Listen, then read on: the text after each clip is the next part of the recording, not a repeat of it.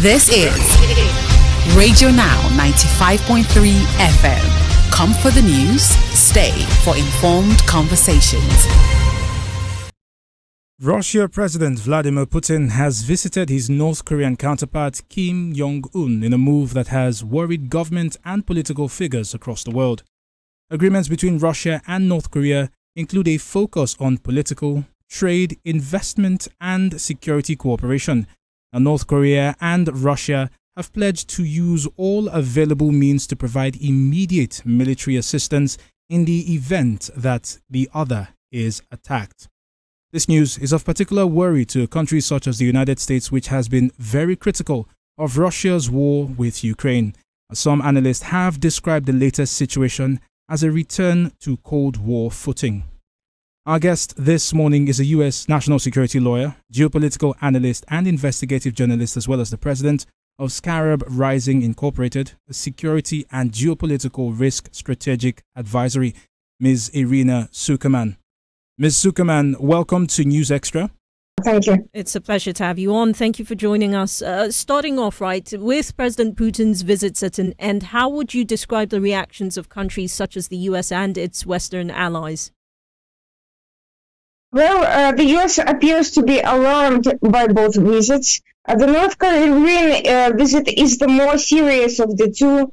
It represents a full return to the Cold War relations for Russia. Now, for President Putin, this is a step down. This is the first visit of the Russian president to North Korea in 24 years. And Kim had visited Russia previously, but at the time, the visit was considered to be of smaller significance. They talked about weapons, trade of weapons, but now we are seeing a full defense pact emerge from this relationship, which will include more serious commitments in terms of mutual defense, which could be interpreted very broadly.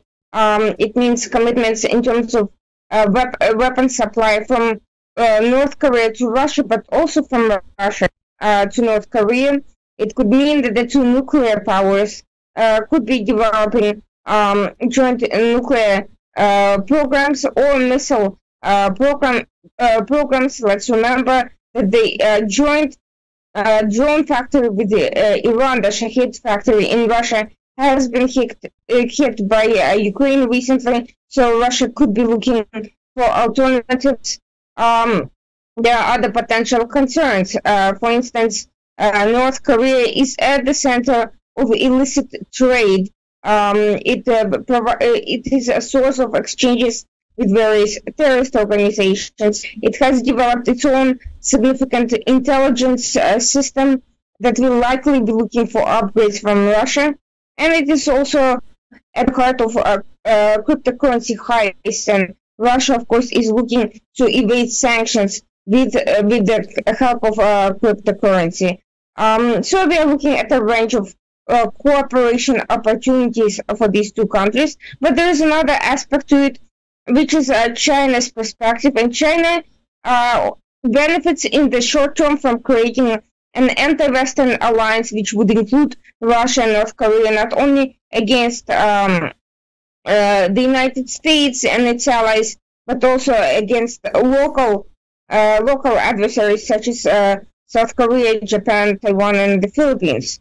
But at the same time, China has always looked at North Korea as its protectorate. It's been concerned about Kim as a reckless leader, and it does not particularly care for having Russia potentially develop a more exclusive bilateral relationship that could challenge China's influence in North Korea.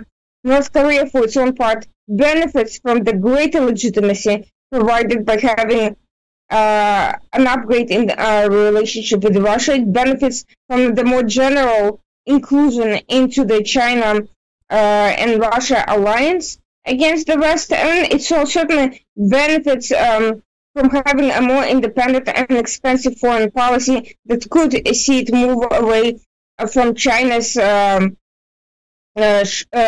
short leash in the region. Meanwhile, the visit to Vietnam also represented a rekindling of an old relationship, but with some twists. Indeed, Russia has been the main supplier of weapons for the Communist Party of Vietnam since the 1950s. It has armed the Vietnam. It has armed its allies in Vietnam again during the Vietnamese War, which ended in U.S. withdrawal. But the relationship pulled towards Gorbachev's term in office, because Gorbachev and subsequently the first Russian president Yeltsin both gravitated towards China, which viewed Vietnam as its satellite state, and so while they continued to supply weapons, politically that relationship was kept much more low profile, and Putin is getting credit from the Vietnamese leadership for returning to a more politically engaged Ms. Sukuman, relationship. Ms. Sukuman, I do apologize for interrupting you, but you did mention the threats of nuclear capabilities being developed by North Korea. And I'm asking this as a preface to wondering if countries like China, North Korea, and Vietnam are not moved by the West threats. What are the chances that tensions will de-escalate? Well, Vietnam is probably not an immediate actor in this scenario, and China has been cautious about using the nuclear threat.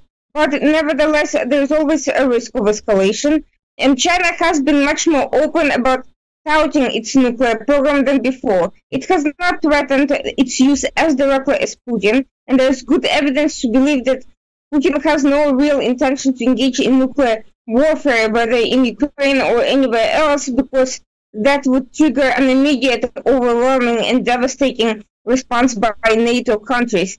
However, the most plausible prospect of this is a conventional escalation involving North Korea. Maybe not full-blown nuclear attack, but nuclear missiles or nuclear-capable missiles are certainly capable of significant long-range damage, even if full nuclear capabilities are not engaged.